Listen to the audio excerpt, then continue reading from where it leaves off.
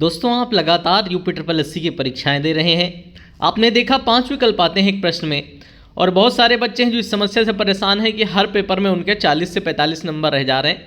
बहुत से ऐसे बच्चे हैं जिनके 30-35 नंबर रह जा रहे हैं। तो ऐसे बच्चों के लिए मैं ये वीडियो लेकर आया हूँ जिन्हें एक प्रश्न पत्र में 30 से 35 प्रश्न सही आते हैं। जिन्हें 30 प्रश्न भी सही आते हैं वो इस तरीकों को लगा के 50 से ज़्यादा नंबर ले आएंगे एक एग्ज़ाम में, चाहे माइनस मार्किंग 1/3 रखी गई हो और चाहे माइनस मार्किंग 1/4 रखी गई हो।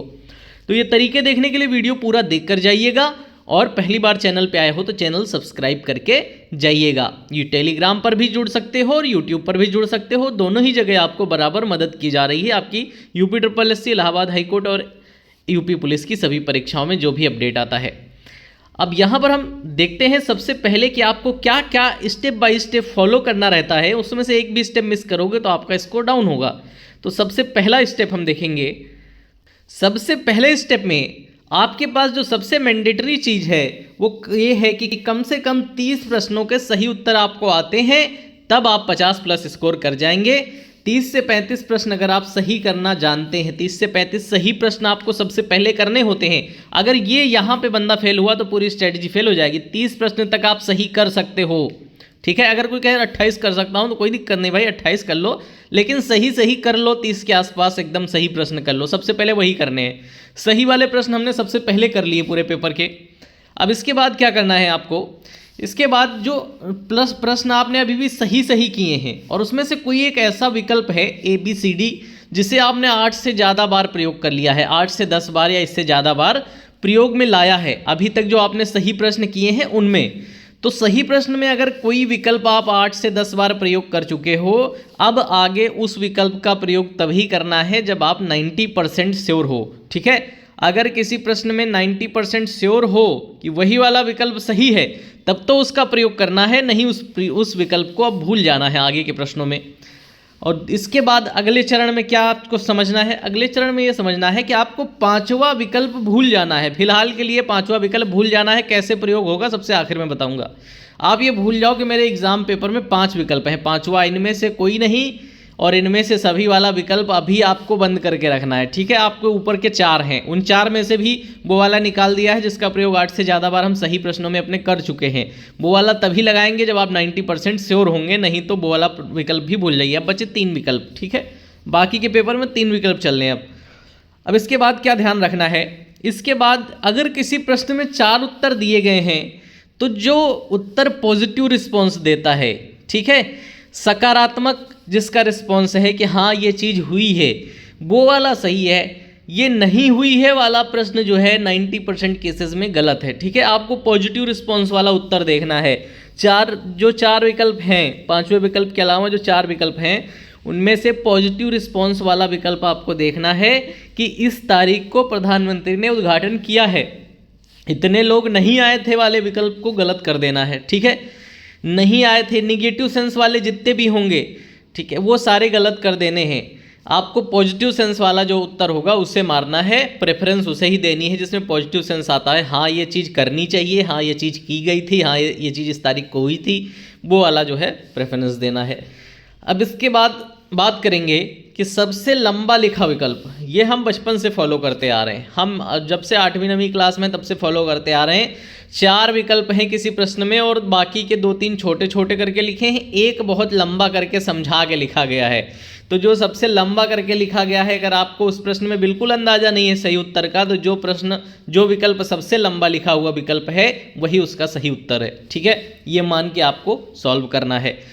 अब देखो 5वें विकल्प का प्रयोग हमें कैसे करना है। 5वें विकल्प का प्रयोग हम तभी करेंगे जब चारों ऑप्शन पॉजिटिव होंगे। किसी प्रश्न के 4 विकल्प दिए गए हैं और चारों विकल्प पॉजिटिव दिए गए हैं। पॉजिटिव मतलब जिनका सेंस अच्छा आ रहा है, हाँ ये करना चाहिए, ये करने से ऐसा हो जाएगा, ये करने से ऐसा हो जाएगा। अगर किसी में लिखा ये करने से ऐसा नहीं होता है, ये नहीं करना चाहिए, इस तारीख को काम नहीं हुआ था, तब तो गड़बड़ हो जाएगा। लेकिन अगर चारों विकल्प पॉजिटिव में लिखे गए हैं कि ये योजना इस तारीख को आई थी, इतने लोगों को लाभ मिलेगा, इतना ये होगा, इतना ये होगा, तो आपको क्या कर देना है, तब आपको 5वें विकल्प को छेड़ना है जब आपका 5वां विकल्प लिखा होगा इनमें से सभी, ठीक है। इनमें से इनमें से सभी में जब जब पांचवें विकल्प में ये आएगा, इनमें से सभी और ऊपर के 4 विकल्प पॉजिटिव में लिखे होंगे, तब आपका पांचवा जो विकल्प है वो आपको मारना है सही उत्तर। इसके पहले पांचवें विकल्प को बिल्कुल माइंड में रख के नहीं चलना है। ये इतने तरीके मैंने आपको समझा दिए। अब इतने तरीकों से होगा क्या, इतने तरीके जब पेपर में आप लगा के चलते हो तो आपने पहले मान लिया हमने 30 प्रश्न आपने बिल्कुल सही सही कर लिए थे, अब बचे थे 70 प्रश्न। अब 70 प्रश्न में आपने क्या किया, 65 प्रश्न और कर दिए इन सारे तरीकों को लगा के, 65 और कर दिए, या 65 कर दिए या 70 कर दिए। लेकिन अब आपको क्या करना है, इनमें से 30 प्लस प्रश्न सही करने हैं।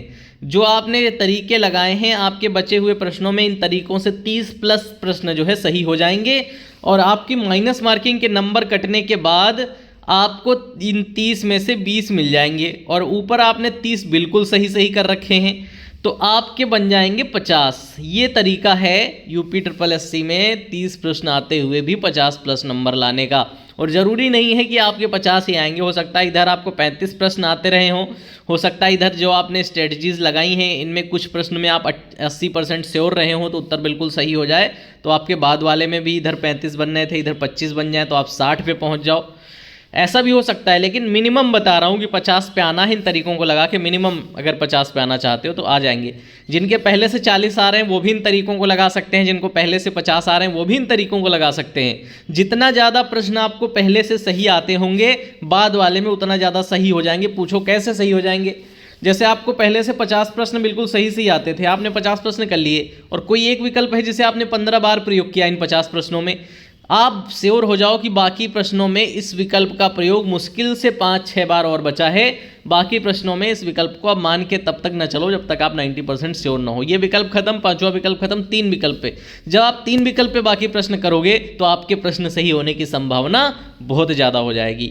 तो जितने ज़्यादा प्रश्न आपको पहले से आते होंगे उतने ही ज़्यादा आगे के प्रश्न सही होने की संभावना बढ़ेगी। और जो सीरियस बच्चा है, जिसे पहले से 50 से 60 प्रश्नों का ज्ञान है, उसे इन तरीकों का भी ज्ञान है जो तरीके मैंने आपको बताए हैं। लेकिन जो एवरेज बच्चा है, जिसे नहीं पता है कि पेपर को कैसे अटेम्प्ट करते हैं, जिसकी तैयारी 65-70 नंबर की होती है, वही बंदा 80-85 ले आता है, क्योंकि उसे बाद के प्रश्नों में श्योर हो जाता है कि ये सारा विकल्प तो यूज कर चुका हूँ, अब इन दोनों में से मुझे डाउट हो रहा तो ये वाला सही होगा, क्योंकि ये 25 बार से ज़्यादा थोड़ी कोई सही कर रहे हैं।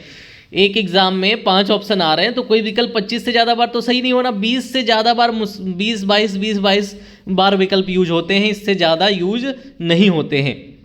तो बंदा वहाँ पे जाके श्योर हो जाता है कि मेरा डाउट A B में फंस रहा है और B को इतने बार यूज़ कर लिया तो जाहिर सी बात है A वाला सही है। तो जितने ज़्यादा सवाल आपको पहले से सही आते होंगे उतनी आसानी होगी। जिन्हें 30-35 सवाल सही आते हैं उनके लिए तरीके बताएं, इन तरीकों को फॉलो करोगे तो आपके जो डाउट्स होंगे, डाउट में होने के बावजूद भी प्रश्न का उत्तर सही हो जाएगा इन तरीकों को फॉलो करके।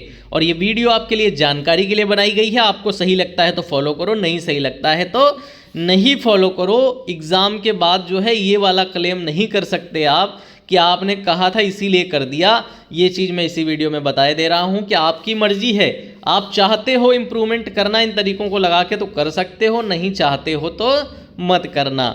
ये मेरा दायित्व था कि जानकारी के साथ साथ ये बात भी बता दूं कि आपकी मर्जी पर डिपेंड है, मेरी तरफ से कोई ज़बरदस्ती नहीं है कि ऐसा करो ही करो, करो ही करो, ऐसा कोई मोटिवेशन नहीं दे रहा हूँ। मोटिवेशनल वीडियो में बताता हूँ क्या करना है, करो ही करो, नहीं करोगे तो फिर रेस से बाहर हो जाओगे। ये जानकारी वाला वीडियो है और इसमें मैंने आपको काफ़ी जानकारी दी है। उम्मीद है जानकारी अच्छी भी लगी होगी। जिन्हें अच्छी लगी होगी चैनल को सब्सक्राइब करके जाएंगे, वीडियो को लाइक करके जाएंगे, वीडियो पे कमेंट भी करके जाएंगे कैसी लगी जानकारी, और वीडियो को अपने ग्रुप्स में शेयर भी कर देंगे। Thank you for watching this video.